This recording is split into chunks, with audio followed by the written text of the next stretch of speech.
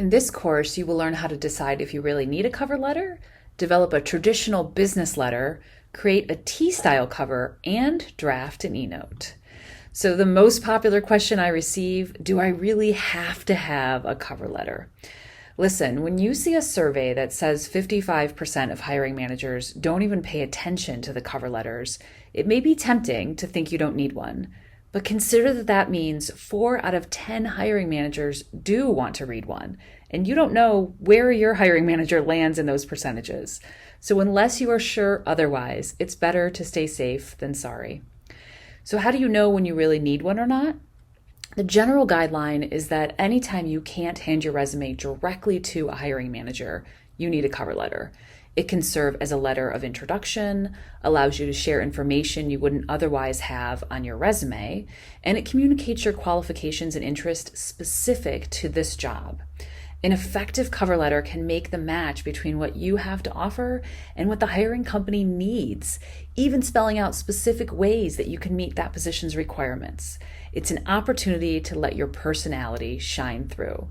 Can also impact the ability of your resume to be found if you're applying to a company through an applicant tracking software system. Many online applications offer the candidate the opportunity to upload a cover letter, and this becomes part of the candidate's full profile in that ATS database.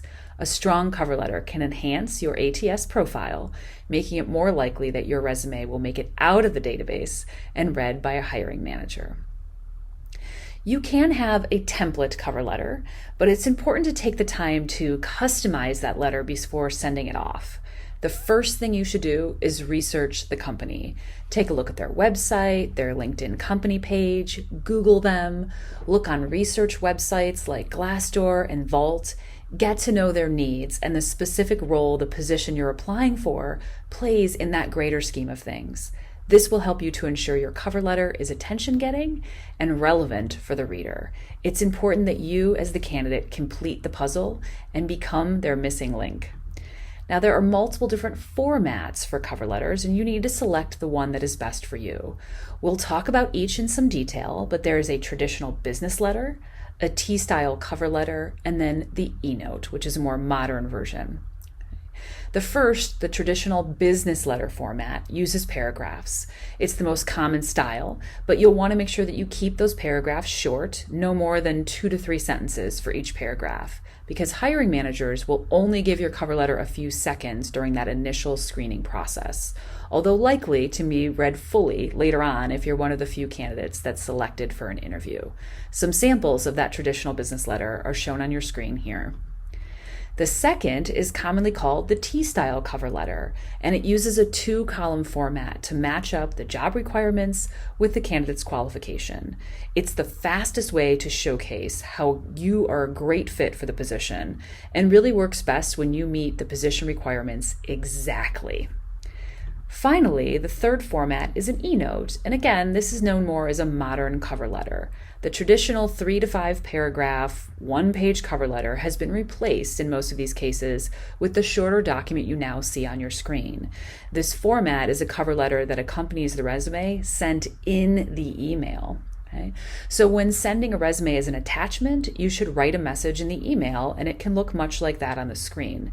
The hiring manager receives hundreds of thousands of email messages with the word resume in the subject line, and there's no message in the email body, and then simply a file attachment, which is a great way to have your file just be immediately sent to spam. If you include that e-note email message, not as an attachment, it becomes easier for the hiring manager to ensure it gets read. It gives the email recipient the information they need to decide whether or not they should be opening up that documents. And because they're usually only 1 to 2 paragraphs, perhaps 90 to 120 words, you won't be able to provide the depth of detail in an e-note as you would in a traditional cover letter, but you can absolutely still be showcasing relevant qualifications and top accomplishments. The other advantage of an e-note is it provides the opportunity to give live links to your social media profiles. As you can see here in Matt's signature block, after you include your name and your contact information, it can be a great idea to give the URL links to a LinkedIn account, maybe even a blog or an online portfolio if applicable.